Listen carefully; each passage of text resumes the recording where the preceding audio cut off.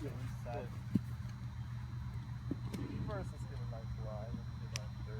So with the pitching wedge, yeah, you're gonna want most of your irons are gonna be somewhat towards the middle of your stance, playing a little bit, maybe at the most like I think Tiger Woods said like from the middle of the stance, the most he plays any of his clubs is like one ball forward to one ball back. Like it's pretty much everything in the middle because it's just that's where the bottom of the swing needs to get back to.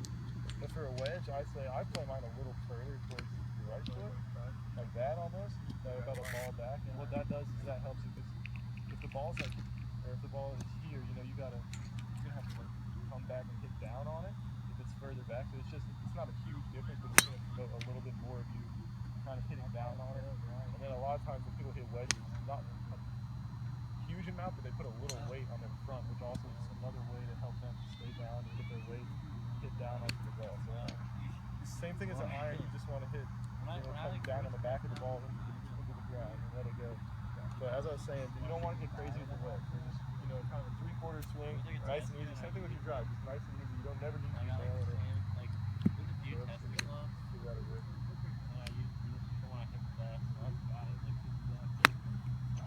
That's fine. Hit a little thin. Yeah, that's a good ball position though. Right here? Yeah, that's perfect.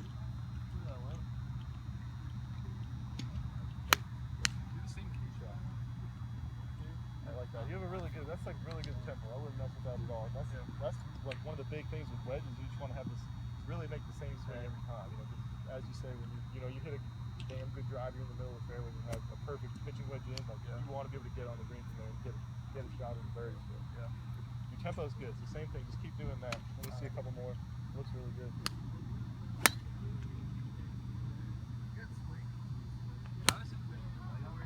How'd that feel?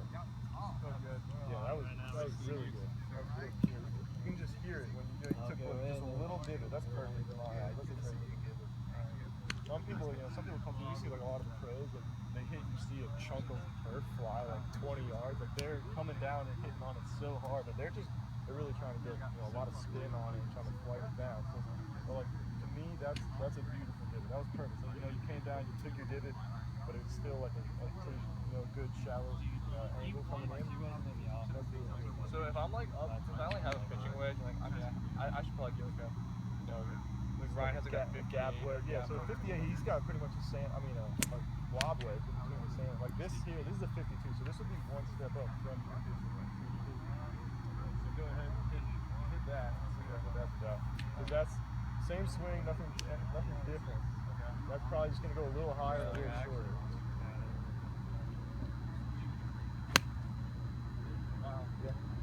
Yeah, that's exactly. You can hit that a few more times. Alright, so what's the 52? That's a 52. So your pitching wedge is probably about 47 degrees around there, so maybe 48. And then that's like one step up, like probably about 5 degrees more being gap wedge. Another 4 degrees, 56 is like technically a sand wedge, and there's 60 is a lob. So like that's where that goes. So that's just one more than your pitching wedge. Yeah. So what I was gonna ask you is like if I'm like up kind of close to the green, like say the green's like right there, that little hill where the light is. Yeah. Like and this is all you have. And that, I mean, I'm not asking about. I'm saying like my swing. Like, is the swing basically the same? Just I don't come back as far, but do I still follow through the same? Yeah, that close. That's my biggest problem with golf. Yeah, and especially like if you have a pitching wedge to deal with, and you might hit it, full swing 115 yards, and then all of a sudden you have a 90-yard shot. Yeah. So what you're gonna want to do is, this is where you take it back to for 110 and you come through. You're gonna want to think. A lot of people think of it as a clock. Like if you had a clock around me and I said like if I swung it to 9, this would be 9, right? And if I swung it to 12, it'd be up here.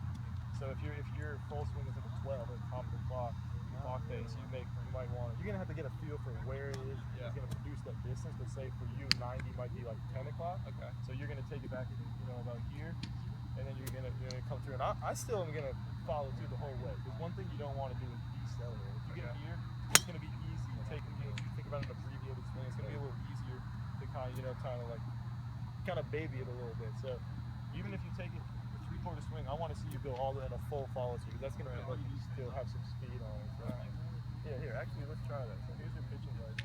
Try to hit it like into that lid up area. You were hitting it a little bit. Lip area down there. Yeah. Oh, that's one of the closest. Like where it's producing the light, like where that hump is.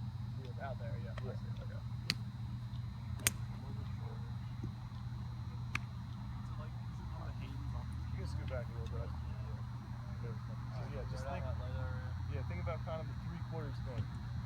still smooth and easy, good tempo.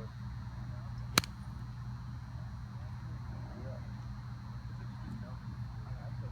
That was perfect. Just a little left. I mean, that was perfect. That's, like I said, that's pin high. Like so. Yeah.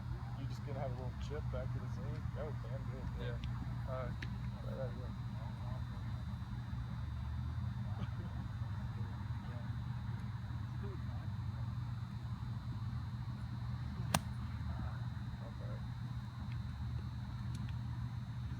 I mean, my big miss when I try to take abbreviated swings is hitting it fat as well. I think a lot of it is your mind. You're just thinking. I wanted to swing soft. Yeah. Yeah.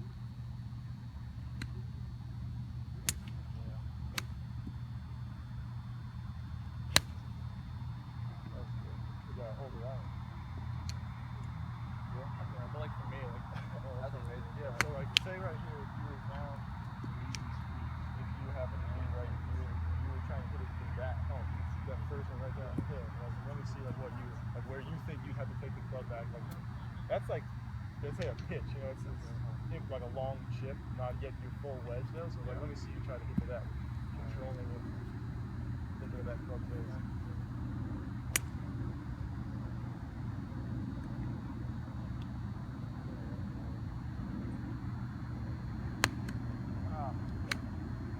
It was like good distance, but I didn't get under. Yeah, exactly. Yeah. That was good. I like how like swing, your general club swing is good.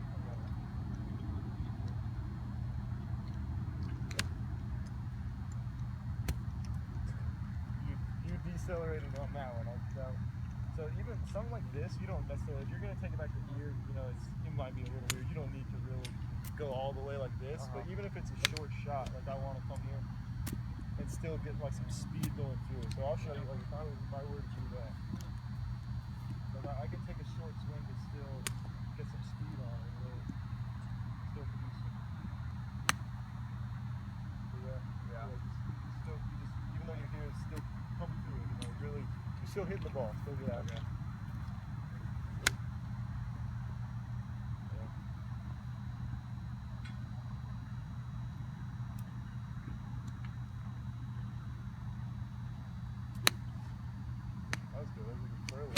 That was about as far as you were taking it back the first time, but then you actually came through it. So that's good. So that's just a lot of feel. It's just a lot of practicing and like playing with your wedges and actually playing golf and getting those distances. And, you know, so it comes a time. This is really